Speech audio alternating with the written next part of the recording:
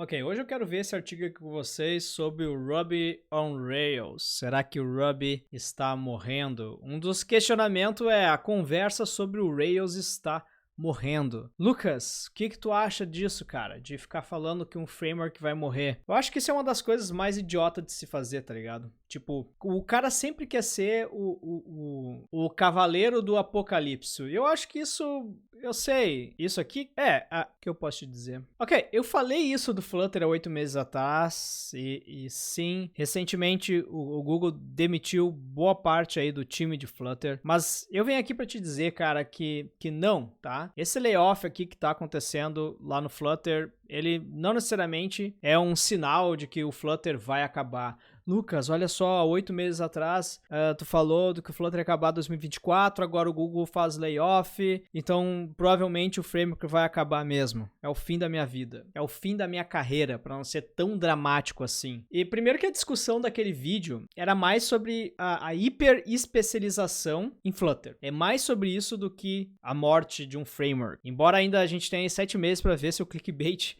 vai virar realidade. E o que eu posso te dizer sobre isso é que eu não quero que vire, tá? Se tem um vídeo que eu quero que eu esteja errado nesse canal, é aquele que eu gravei há 8 meses atrás. Mas esse vídeo aqui não é sobre o Flutter. Esse vídeo é sobre um outro framework, o Rails. O Ruby on Rails. Então vamos lá. Quem está usando Ruby on Rails agora? E isso é uma panaceia de uma IA para desenvolvedores? E, cara, um artigo em 2024 tem que ter IA no nome. Senão não pega atração. É isso, né, meninos? Apesar do declínio do uso, Ruby on Rails continua vivo. E o criador, DH8, sugere que sua abordagem, humano em primeiro lugar, é perfeita para desenvolvedores na era de inteligência artificial. Escrito em 8 de abril de 2024, às 2 horas da madrugada, por Richard McManus. Vamos lá, foto, parará. Deixa eu tomar um cappuccino aqui. Na mais recente pesquisa de desenvolvedores Stack Overflow, Ruby on Rails foi usado por 5,49% dos entrevistados. Embora não pareça muito, cara, é muito, tá? Esse número é superior aos frameworks web mais modernos, como o Nuxt.js, com 3,69%, o Deno e o Gatsby. Falando em Framework JS e Ruby, o mano Davin marcou presença lá no Brasil JS, né, cara? Rolou até um fight aqui dele e o Eric. Mas no fim, a gente sabe que, no fundo, vocês conseguiram, cara. Talvez é por conta disso. Mano, Davin, será que é por isso, cara? O Ruby on Rails tá morrendo e agora tu já optou aí por uma outra stack, é isso? Esse foi só um sinal, é? Entendi. A realidade é que o Ruby on Rails ainda é um framework web bastante popular, apesar de seu apogeu ter sido há muito tempo.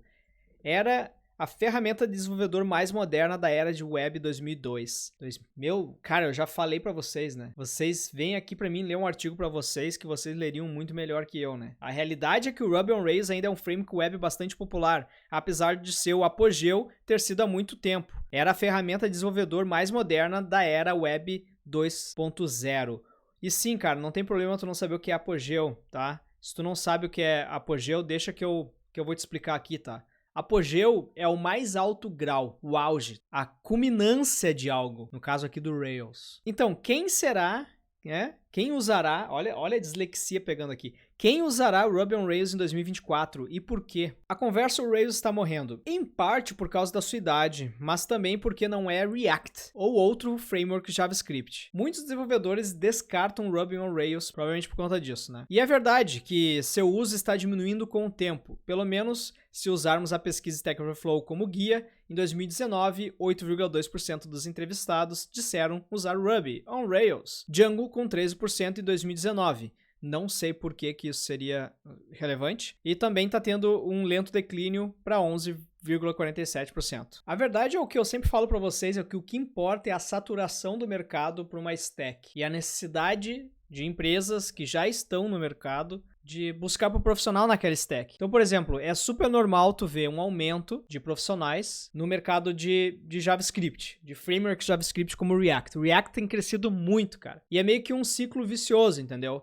Tu tem mais vagas em React, tu tem mais programadores estudando React por conta disso, logo tu tem uma oferta maior de profissional, Logo, uma empresa, quando vai começar um projeto, ela quer começar o projeto de uma forma com que ela consiga achar bons profissionais, ou profissionais também mais barato. No final do dia, todos os frameworks resolvem problemas semelhantes. Eles vão ter pequenas diferenças, mas, cara, todos eles conseguiriam colocar o sistema no ar. E a decisão começa a ser mais tomada com, ok, qual que é o mercado de profissionais que esse framework nos possibilita, né? De uma forma que não seja tão caro. Então, em comparação, você não ficará surpreso ao saber que a popularidade da maioria dos frameworks JavaScript aumentou nos últimos 4 a 5 anos.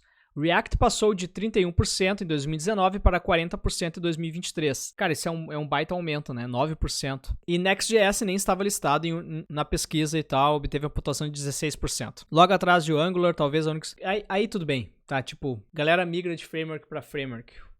Uma coisa que não acontece tanto no Ruby, né? Então tu tem que ver também qual que é a linguagem de programação em primeiro lugar, né? Em cima dela tu vai ter uma rotação aí de frameworks muito maior no lado do JavaScript, né? Embora o uso esteja diminuindo com o tempo, o próprio projeto Rails continua a evoluir. Hotwire, um conjunto de ferramentas e frameworks criado pela 37 Signals, foi lançado há vários anos como um complemento ao Rails e uma abordagem alternativa para construir aplicações web modernas sem usar muito JavaScript. E eu quero frisar ali, sem usar muito, né? Porque construir uma aplicação moderna sem usar JavaScript é impossível em 2024. Na verdade, é um bom tempo, né? Como observou o desenvolvedor do Rails, Jason Charnes, na mais recente conferência Rails World, a questão é que, bem, o Rails nunca morreu. Ele insistiu que Ruby on Rails tem avançado, alguns esforços maiores que outros, mas tem sido consistente. Quem está usando então aí o Ruby on Rails? Semelhante ao Django e seu legado duradouro,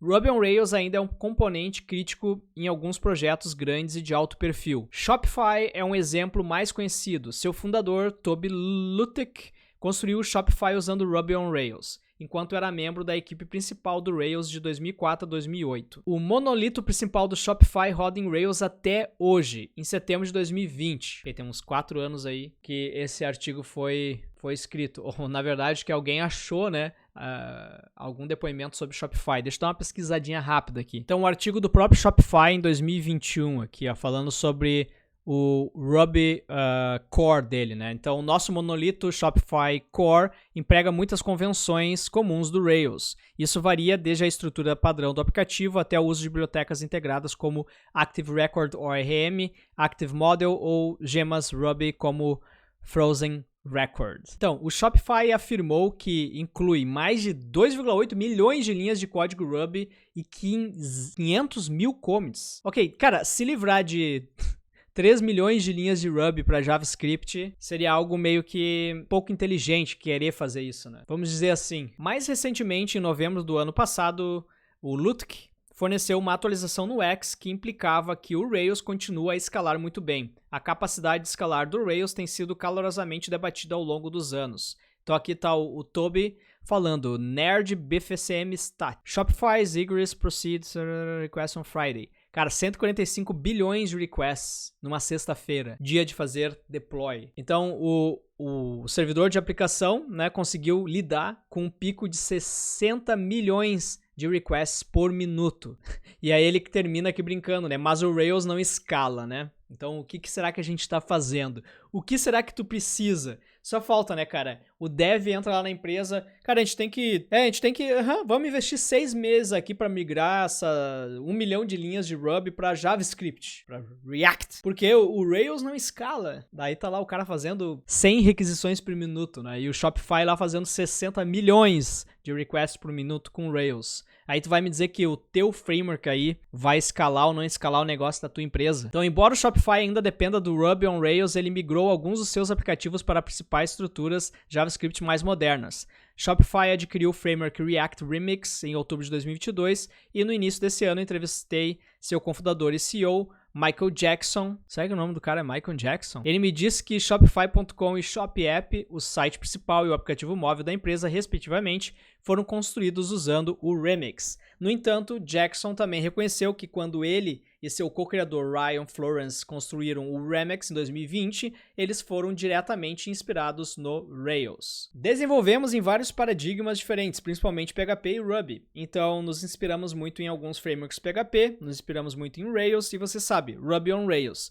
E muitas pessoas que vêm para o Remix, elas sentem que é gentil e familiar porque é baseado em padrões da web e não estamos tentando inventar muitas das nossas próprias APIs. GitLab. GitLab é uma outra empresa conhecida que ainda usa Ruby on Rails. Na verdade, seu cofundador e CEO escreveu um artigo em 2022 porque continuamos com Ruby on Rails no GitLab. No entanto, semelhante ao Shopify, o GitLab modernizou sua pilha baseada, a sua stack, baseada em Rails ao longo do tempo. Então, pelo que eu entendi aqui, eles estão usando o próprio daemon Gitly, escrito em Go, para lidar com operações Git reais e PostgreSQL para persistência fora do repositório. O GitHub também conta com uma história semelhante de seguir o Rails, mas construir peças mais modernas nas bordas. Então, pelo que eu estou entendendo aqui, as empresas que usam ainda Ruby on Rails, de fato, estão naquela pegada de legado, tá ligado? Ligado, tá ligado? Ligado, tá legado?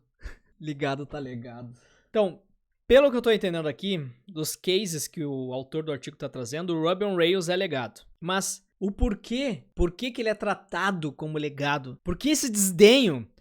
Por que cuspir no prato que tu comeu? Provavelmente porque tá muito difícil conseguir profissional em Ruby, cara. Porque se o Ruby on Rails escala, por que tu mudaria ele por algo mais moderno? O que quer dizer isso, cara? Algo mais moderno. A gente tá falando de, sei lá, de DX, o que a gente tá falando? O que tu quer dizer com algo mais moderno, tá ligado? Eu odeio quando alguém fala, tipo assim, eu vou usar eu vou substituir isso aqui por algo mais moderno, como JavaScript. Primeira versão do React é de 2022, cara. A gente tá falando de 12 anos. Tá bem que o Ruby on Rails é de 2004, né? Mas são tudo millennium, né? São tudo millennium. Então, eu acho que o grande fator aqui, de fato, é a falta de profissional no mercado, que faz as empresas buscarem por um framework mais moderno, com uma nova leva de profissionais, digamos assim. E com isso, baratear o desenvolvimento do produto. Então, o GitHub é um grande monolito Ruby on Rails, com mais de 4 milhões de linhas de código em aproximadamente 30 mil arquivos. Quê? 4 milhões em 30 mil arquivos? Vamos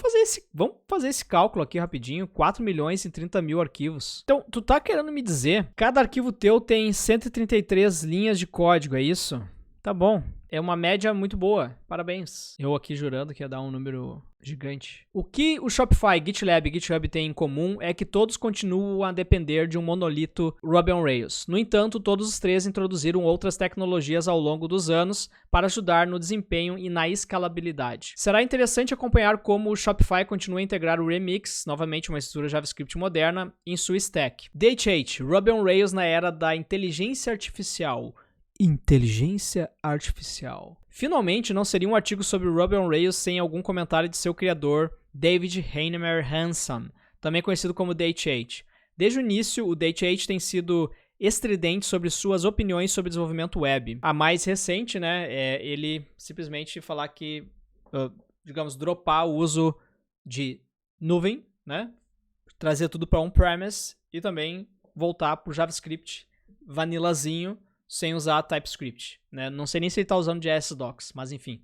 Ele construiu o Ruby on Rails há mais de 20 anos como uma espécie de ponte entre o rigor técnico do Java e a facilidade de uso do PHP. Como resultado, o Ruby on Rails sempre foi promovido como uma ferramenta que uma única pessoa pode usar para criar uma aplicação web. É por isso que foi tão popular entre os empreendedores da Web 2.0. O site Rails, em abril de 2005, descreveu o framework como um framework web full stack de código aberto em Ruby para escrever aplicações do mundo real com alegria e menos código do que a maioria dos frameworks gasta fazendo setups XML. Eu entendo muito bem o que tu quer dizer isso, cara. Como alguém que trabalhou muito tempo com Java Servlets, Hibernate e Spring, quando ainda usava XML, eu entendo muito bem o que tu quer dizendo.